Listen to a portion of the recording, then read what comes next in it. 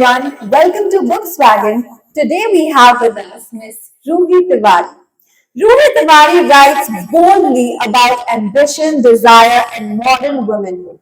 Her work challenges social conditioning while embracing unapologetic self-help. Welcome to us, Shriman. Please tell us how has your journey been till now as an author, and what inspired you to go down to this path? Thank you for having me. It's such a wonderful feeling to be here among such beautiful, iconic books. Just to clarify, this book, although the title says What Women Want, much like the Mel Gibson rom-com from the 90s, it is nothing about that. It's essentially about what the Indian woman voter, the modern Indian woman voter is thinking, what her aspirations are, what her drivers are, what her desires are, and why she's going out to vote in such rising numbers. I've been a journalist for almost 20 years, and I have specialized in tracking elections and politics. And what drove me, or what inspired me to write the book, was how I have seen as a first-hand experience the nature of women voters on the ground changing. When I first started covering elections in say 2008, it was very different. Women were reluctant to speak. They were either not allowed to speak, or they didn't have the agency to speak, or they just didn't know enough to speak. It's very different today. As you can see, the last election that happened was Bihar, where not only in percentage terms, but in absolute terms, women outnumbered men when it came to voting, right? So no election today is complete in India without conversation around the woman voter. And that is what inspired me to write the book. As far as how the journey has been, when I've been writing for 20 years, but I've been writing 2,000 word stories. So it's very, very different from writing a full-fledged book. Also, when you write a book, you're the authority on it, right? So you have to really give it so much thought, and so much investment of yours goes into it. But it's been a brilliant journey. Although writing a book, I must tell you, is a bit of a lonely exercise, but it's been a great journey. I think at each step you feel this is the most difficult step, but then when you reach the next step, you realize, oh, that was easy, so this seems more difficult. But having said that, I think I wouldn't trade it for anything else. And what do you think are the challenges and the responsibility that comes with these kinds of topics?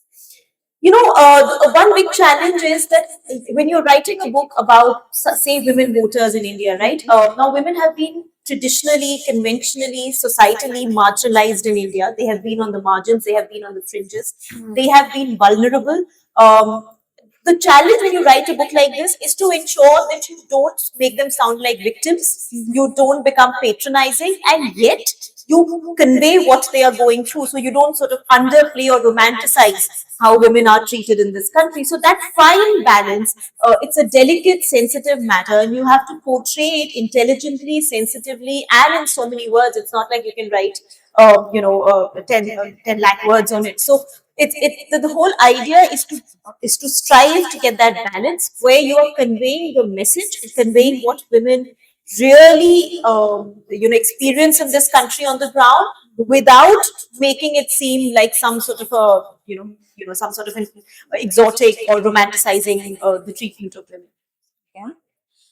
And how do you think this book represents the vulnerability and strengths of being a woman in India? Yes, so as I said, it talks about the growing importance, the growing relevance of women voters. We know now women are at par with men when it comes to voter turnout. This has changed dramatically since the first election, which was in 1951-52, when the voter turnout gap was about 11 percentage points. So that was huge. How it brings forth the vulnerabilities and the strengths of women, I my book relies a lot on my experience on the ground. So it's actually a journalist's account, and there is a lot of anecdotal evidence from the field. So if you read this book, and if others read this book, you'll see that the voices of women I am putting across are their voices, right? So their strengths, their vulnerabilities are coming through in the form of their own voice. I have quoted them verbatim, or I have paraphrased what they have said, but either way, I have brought their own voices, what they have told me, and from across the country. There are women quoted from Jammu and Kashmir, there are women quoted from Tamil Nadu, there are women quoted from Rajasthan and Gujarat, and there are women quoted from Assam and Tripura. So from the north to the south and the west to the far east, I have tried to capture the relevance, the growing relevance, the desires, the motivations, and the vulnerabilities of women through their own voices. All right. And while talking to these women, what do you think was the one conflict that is often neglected?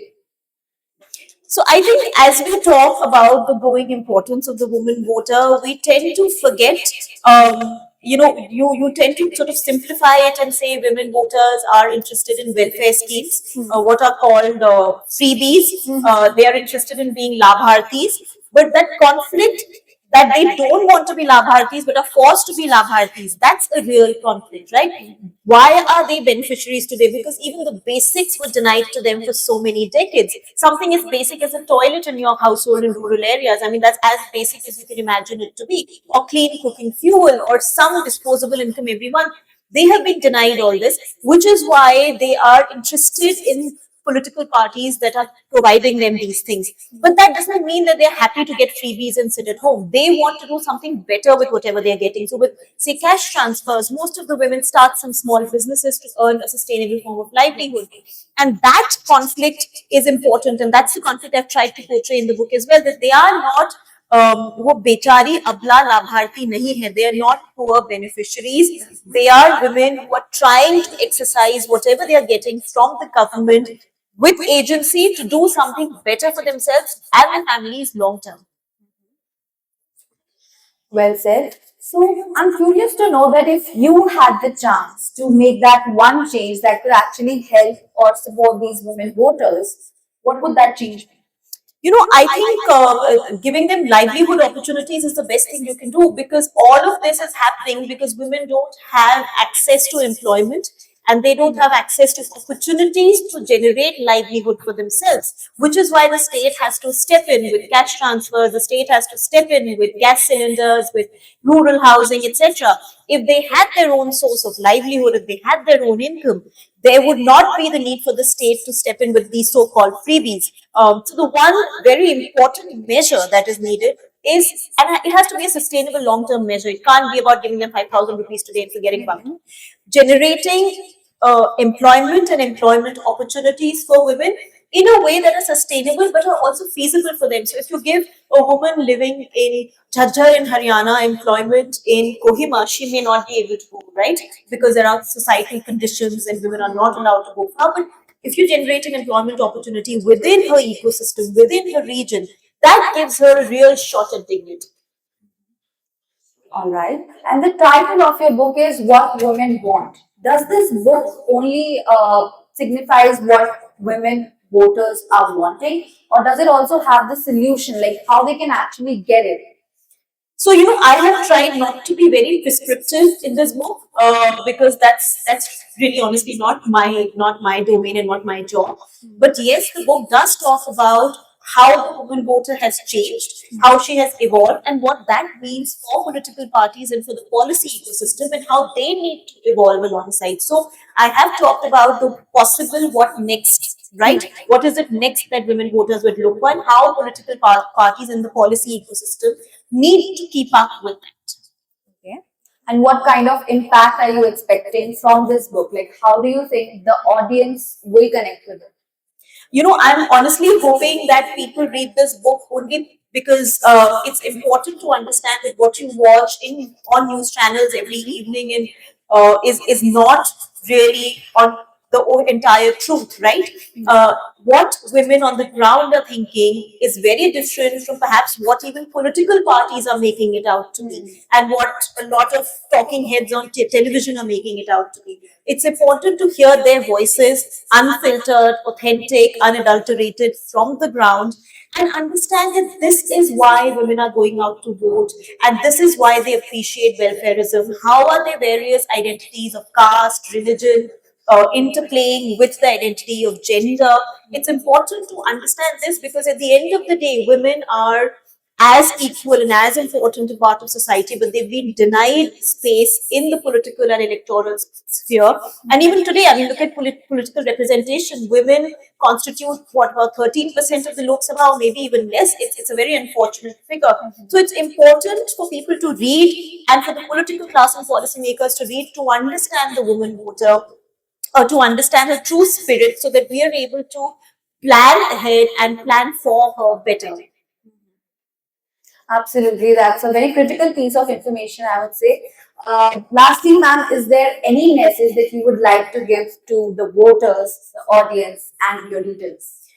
I have been saying that everywhere that I've been speaking. I think we take our right to vote very lightly. We look at it as some sort of a constitutional right, but don't understand that it's an instrument of assertion. It's a tool to get power. Uh, why are women being talked about by political parties now, as opposed to say even 20 years earlier? It's because they're going out in increased numbers to vote. When women are going out to vote in such large numbers, it's impossible to ignore this very important voting bloc, which is actually making and breaking elections for political parties. So women have become important because of their going out and voting actively. So please don't underestimate the power of your vote. Don't think कि मेरा एक ही मत है, इससे क्या होगा? One vote doesn't really make a difference. Every vote makes a difference, and if women go out to vote in larger numbers, the political class will be forced further to listen to your aspirations, your motivations, your drivers, your vulnerabilities, and plan for you, think of you, have targeted policies and schemes for you, and prioritize issues like safety. I mean, you're sitting in Delhi, we know safety is such a big issue. But why are elections not won and lost on that? Why were they never won and lost on that? Because women were not going out to vote. But it's changing now. If you go out to vote, things will change to the better. Thank you so much, ma'am. Thank you very I'm much. really sure this book will create a great impact out there. Thank you for your time and for being here. Thank you very much. My debut book, What Women Want, Understanding the Female Voter in Modern India by Juggernaut Books, which is an exploration, a deep dive exploration of the evolution of women voters in India, their aspirations, their drivers, and their continued vulnerabilities, is now available on bookswagon.com. So please log in and purchase your copy today.